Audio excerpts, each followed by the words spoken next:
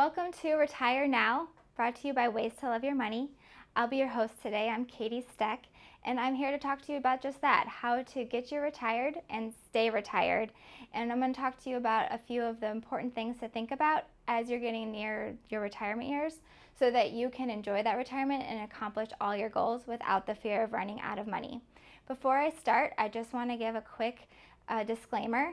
This is for informational and educational purposes only. I recommend that you talk to a professional before you make any important decisions. So one of the first things I want to talk about today is why retirement planning has become such a big concern for baby boomers and people getting close to retirement.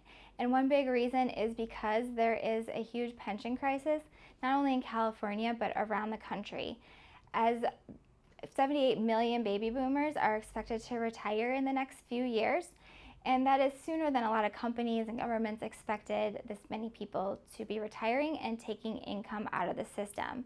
So a lot of these companies are offering a lump sum payment instead of that monthly check to have you take that and do what you think is best for your own retirement and put that responsibility on the employee to have that income for the rest of their lives. And that's if you are even lucky enough to have a pension these days. And we're going to talk about what is happening in that world as well.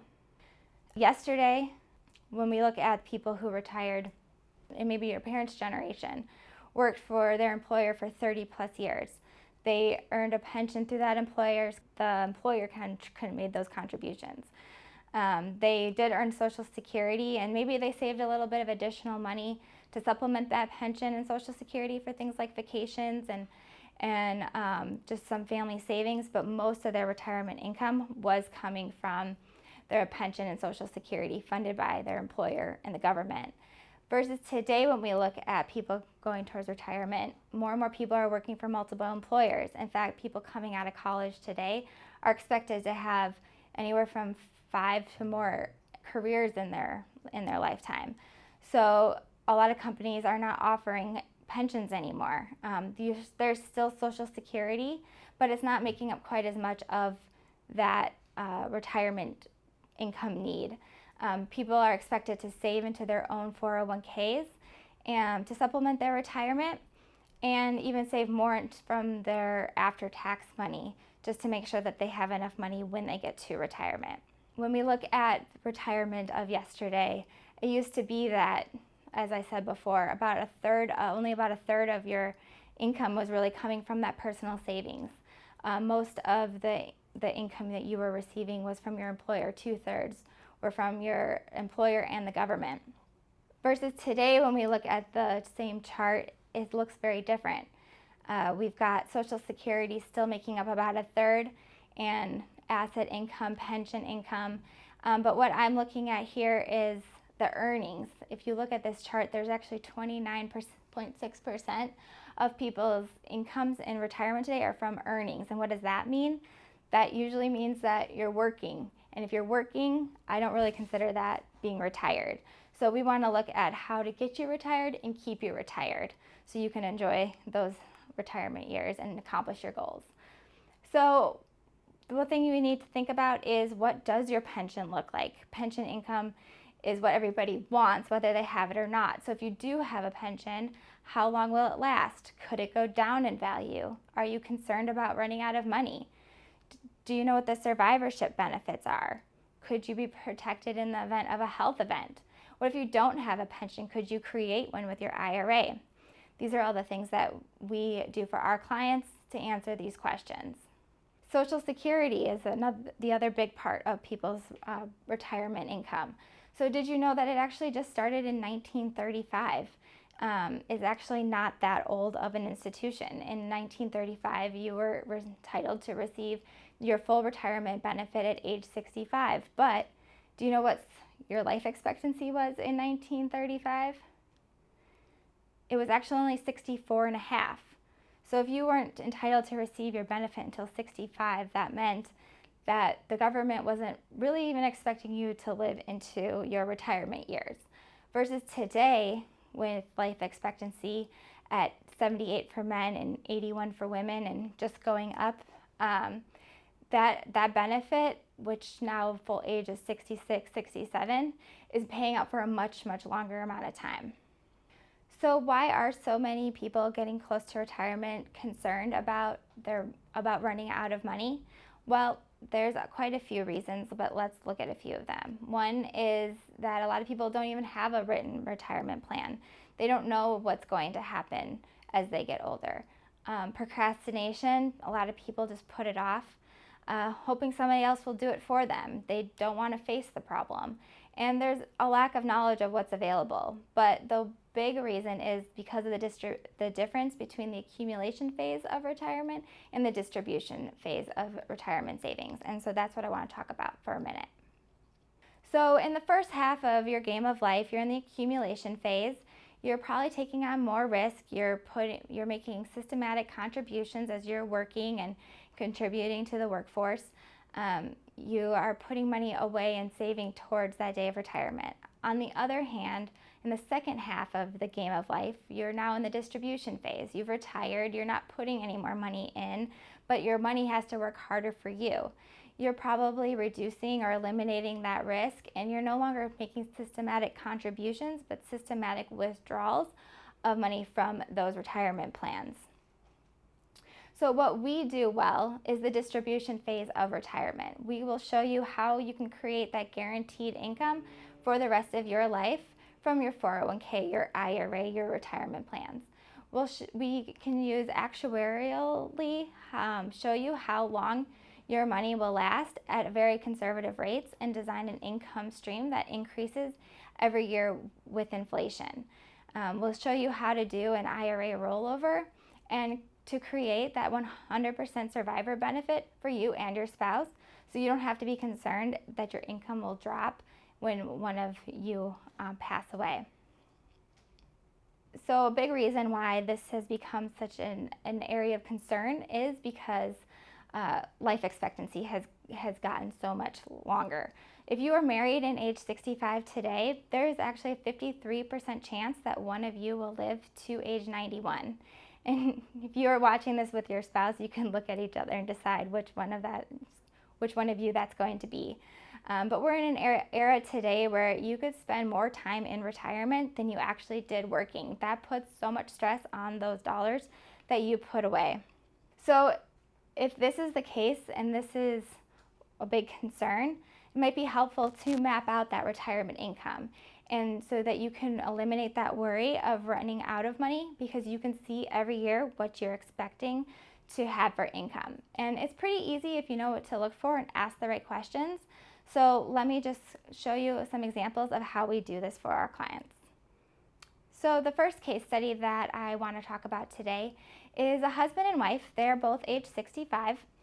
The husband has a pension. He brings in $70,000 per year. He also has a Social Security. The wife has a small pension as well, $5,000 per year, and she has her Social Security. So together, while they're both alive, they're bringing in $110,000, and that is great. That is what they need to accomplish their goals and do what they want to do in retirement. So we help them map it out and show what happens if the husband passes away and what that situation will look like for the wife. So in the event that the husband passes away before the wife, let's say at age 75, his pension for her will go down to $35,000. The husband's Social Security, the wife still gets. She loses her own but keeps the higher of the two, so she will have his Social Security at $20,000, and she still has her pension. So now our total income is at $60,000. And what does that mean? That means that she just lost $50,000 a year in income. And is that a problem? That's a big problem. How much does the wife need if the husband passes? Sure, some expenses will go down, but to be cut by $50,000 is a really bad day. So what we were able to do for this couple is they actually have a little more to the story. They have just over $1 million in their nest egg, and the wife has $200,000 in an IRA. So what we were able to do for them is use that $200,000 in her IRA to protect it and create a private pension annuity that produces $10,000 a year of income. Now, as we said before, the $110,000 was enough for her for them both to live on. So she didn't need this $10,000 today. But what we were able to do with that $10,000 is purchase a $400,000 life insurance policy on the husband, so that in the event that he passes, that benefit can come to her. So now let's look at what would happen if he passed. So now the husband's pension still comes to her at 50%, $35,000 per year. She still has his Social Security at $20,000 and her pension. And now instead of using that $10,000 to pay that premium for the life insurance, she gets to take that as income. So now her income's at $70,000, which is better, but she also has the proceeds from that life insurance policy, which we were able to create another private pension for her and create more guaranteed income. And that, in that situation, that $400,000 actually created another $94,000 of income for her. So now her total survivorship income is $94,000, and that is much better than $50,000. And that was what she needed to accomplish what she wanted to still accomplish, even if her husband wasn't around anymore. So it's important to map out this retirement income for yourself, and this is what we do for our clients. You can eliminate so much worry of running out of money and the stress of watching your nest egg go down if you know what to look for and know the right questions to ask. So let me just quickly show you how we map out retirement income for our clients. First, you're going to want to, and if you're a do-it-yourselfer, you can do this too, but what we do for our clients is we map it out year by year, showing what your income is going to be. So we start with any pension income and map that out year by year for the husband or the wife. Then we look at Social Security. Are there any annuities providing income? What are those guaranteed sources of income? And map it out so you can see what it's going to be year after year. And then we play the what if game. What if he dies? What if she dies? What if it's in 10 years? What if it's in 20 years? What if there's a long-term care benefit? What if the market crashes? What if there is higher than expected inflation? And we have a plan for each survivorship scenario to help you have that peace of mind. So how this works when we create an income for life report for you, which we are offering complimentary at the end of this workshop, is that we'll provide you with our data form, and it will help you assemble all the documentation needed to put these income for life reports together.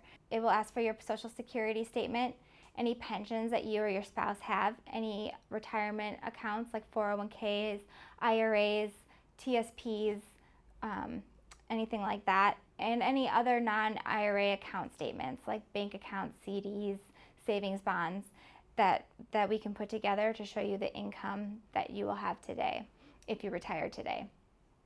In creating the income for life report, many people say that they've never seen something that's easy to read and follow.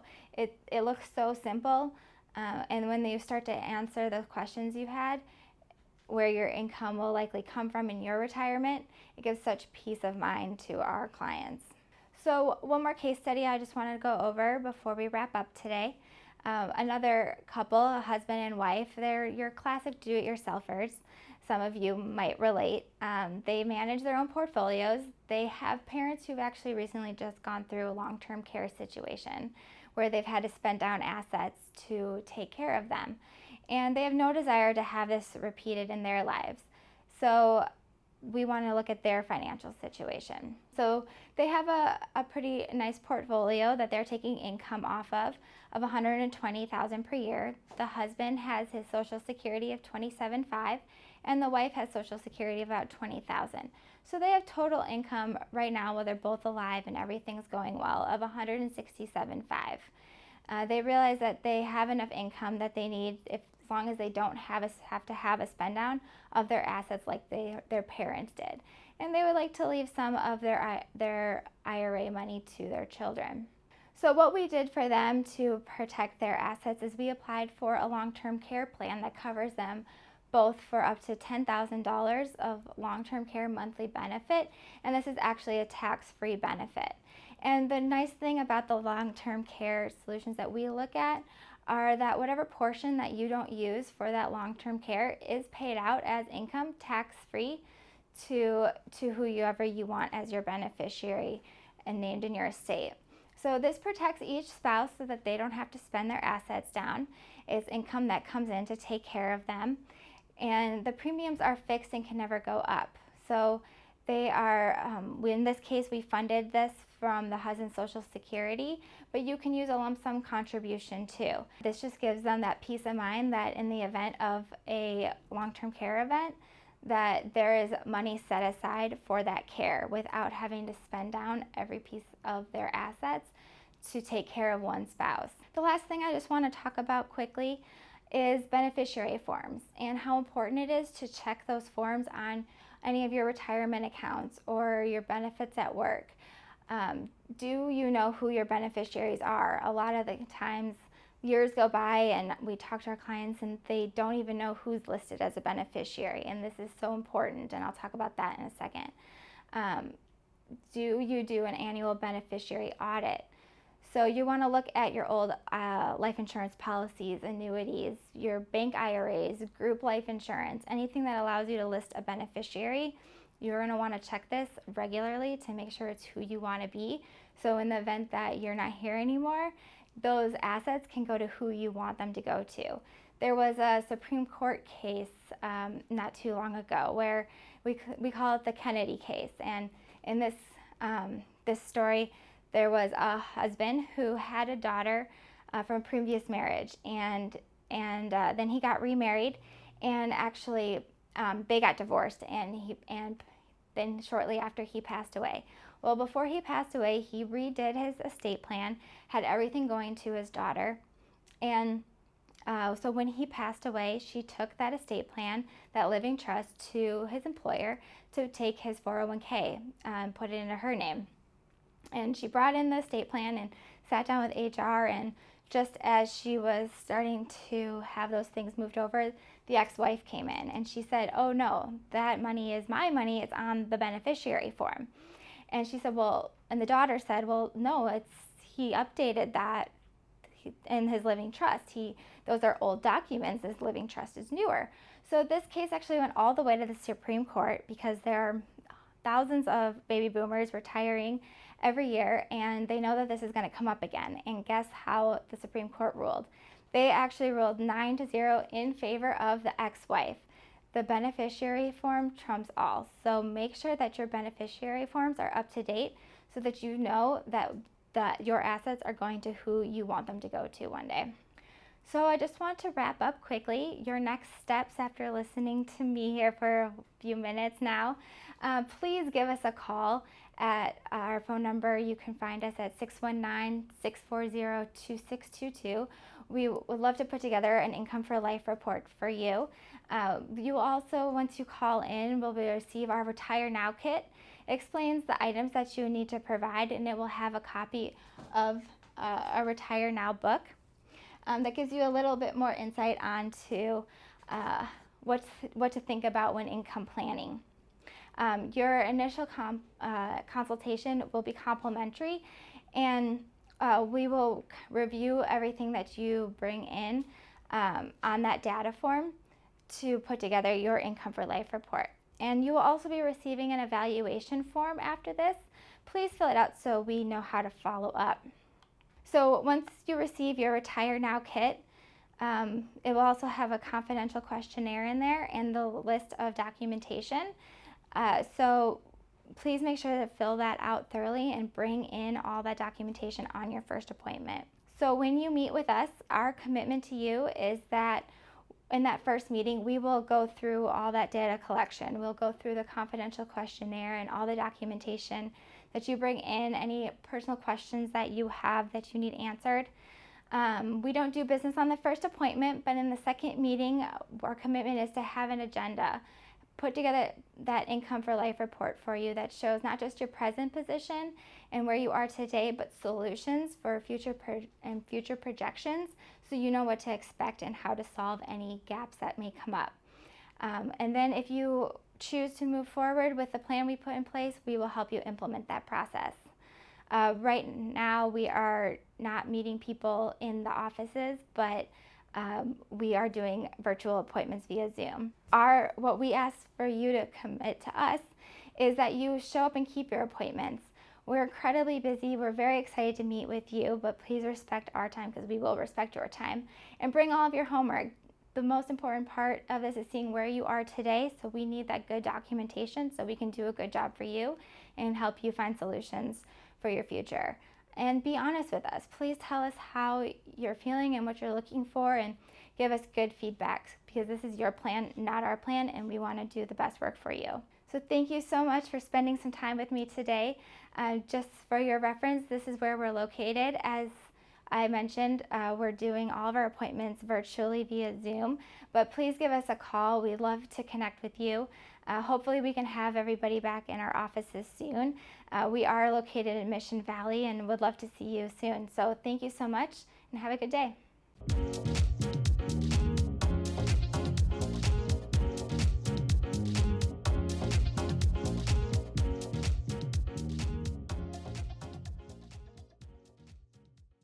The information provided in this show is for informational and educational purposes only. This show is not investment advice, nor is it intended to address the financial needs of any particular viewer. The opinions expressed on this show are not intended to be an endorsement of any particular investment strategy or service of any other kind. You must make an independent decision regarding investments or strategies mentioned throughout the show. Before acting on information in this show, you should consider whether it is suitable for your particular situation and strongly consider seeking advice from a financial advisor.